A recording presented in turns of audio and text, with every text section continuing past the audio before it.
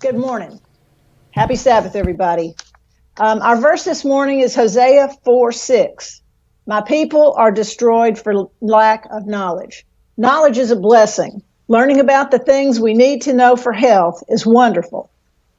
We're sorry we can't be there today. Most everybody is scared these days. They're scared of COVID. They're scared of other people. They're scared of their neighbors, their fellow citizens. They're even scared of their friends. I'm not scared of COVID. I live in a relationship with Jesus, and the Bible says perfect love casts out fear. I also try to eat right, take my supplements, and leave the rest with God. I've offered myself in service to Him, and I leave my life in His hands. But I want each of you and your families to stay healthy and not to get COVID. As most of you know, when we're in Cleburne, we help at Bernard's family's health food store. There are always sick people coming in, even before COVID, that have needed help. So we've always been in direct or indirect contact with sickness and disease, but we've never worried. And the reasons is because we trust God and we also try to take care of ourselves. God has told us to be the healthiest, we need to be vegetarians. My advice to you, especially now with this COVID situation, is to toss the meat. Get on a vegetarian diet. Eat the rainbow. In other words, eat all the colorful vegetables and fruits you can find. Those colorful foods are rich in vitamins, enzymes, and nutrients to keep you healthy or to regain your health if you need to. Eat some raw fruits and veggies every day. You can get plenty of protein from the beans, peas, nuts, and seeds. And this is not a monotonous diet. It will help your immune system stay strong so it can fight off viruses and disease. Enjoy those nutrient-dense foods like sweet potatoes, blueberries, beets, kale, garlic, etc. that are so good for you. And lay off the sugar, especially now. We heard the other day that anytime you eat anything containing high fructose corn syrup, which is in so many of the prepared foods, it inactivates the vitamin D in your body. That vitamin D helps your body kill viruses. Do you want to inactivate the virus killers? Not me. Eating or drinking too much sugar curbs your immune system cells that attack bacteria.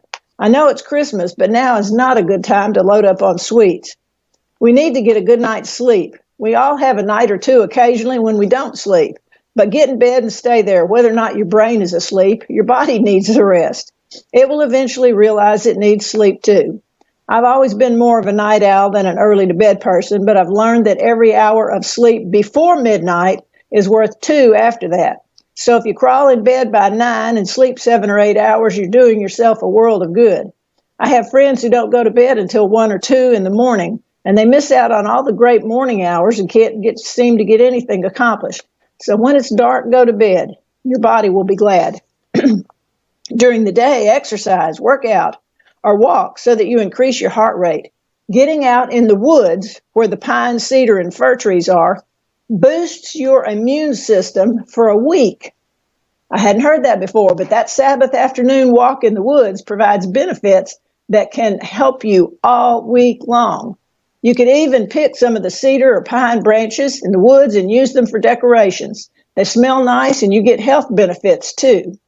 Sunshine is another way to get vitamin D through exposed skin contact. And this time of year, it's hard to do that unless you live in the southern hemisphere or much closer to the equator, because we have too many cold and cloudy days. And one of the doctors from Loma Linda said, you get your eucalyptus essential oil, put it in a diffuser, and get it in your room, especially if you have lung problems. Lowering your stress levels is important. Chronic stress exposes your body to a steady stream of stress hormones that suppresses the immune system. Learn to laugh. Watch or read something you find funny. Laughing boosts white blood cell count, and that fights infection. Having strong relationships and a good social network is good for your health, physically and emotionally. Studies show that people who feel connected to friends, whether few or many, have stronger immunity than those who feel alone. So don't allow COVID to separate us. When COVID first appeared, we were informed by several Adventist doctors of 4 supplements that would help us keep our immune system strong. We heard it at the store, and it was also on 3ABN. Those 4 are vitamin C, vitamin D3, zinc, and NAC, which is N-acetylcarnitine. Now, in vitamin D, you need about 10,000 international units a day for maintenance dose. But if you're directly exposed or feel like you might be getting something, You can take up to 40,000 a day for a few days is fine. Very heavy or obese people need more. Since vitamin D is fat soluble, it goes to the fat cells right away. Thus, more is needed to circulate through the body to fight off the bad guys. So if you're heavy or have a lot of fat cells, you may need to take more to get the benefit. We have been following this regime for many months now and have not experienced any sickness. All of our employees were informed about these supplements that would help protect them, and most started taking them right away back earlier this year. No one at our store got COVID until December, when Johnson County was hit with a heavy wave of COVID. A few of our employees got it. All have either recovered or are recovering. In checking with the ones who got sick, we discovered they had quit taking their supplements. The rest of the employees who continued taking them are feeling fine and never got sick, despite their exposures to customers and staff. And I want to repeat that.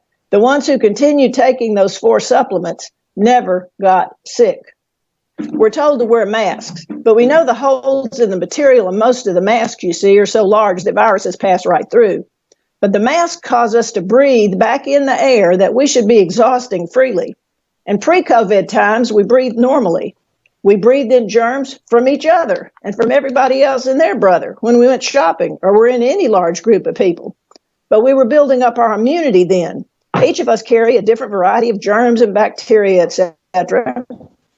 When we're around others, we intake some of their expiration.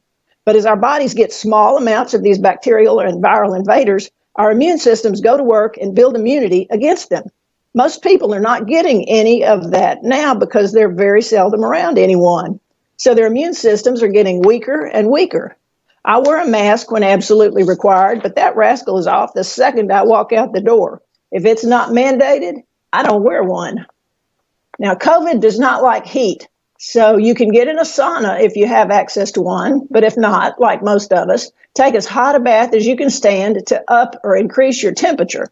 If you're showering, get a hot shower and get all cleaned off, and then turn the water to cool or cold for 30 seconds and turn all around to get cold all over.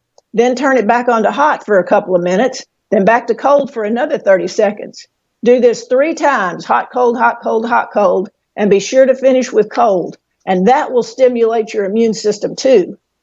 Now, if you do get COVID or have lung congestion, hot and cold compresses to the chest can be life-saving. And the same principles apply here. 3 minutes hot, 30 seconds cold, and so on, repeated at least 3 times.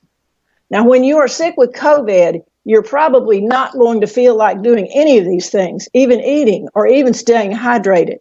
Everybody feels absolutely exhausted and they have no energy. And you will need help. If everyone else is scared of you, you could die without help or care. So that's why we need to be ready and willing to help our family, friends, and neighbors. But you have to decide. I just asked myself, what would Jesus do? Many of my sick friends would have died without the intervention of family and friends. In the Old Testament, people who had been around the sick and dying changed their clothes, bathed, and were cleaned at evening. If there was some sickness that required going to the priest, they did. But I've never heard of the priest who had to see sickness and disease often, not being allowed to be around people or in the sanctuary. The same thing with the people after washing. But we have to decide what to do. But our church's attendance has certainly diminished.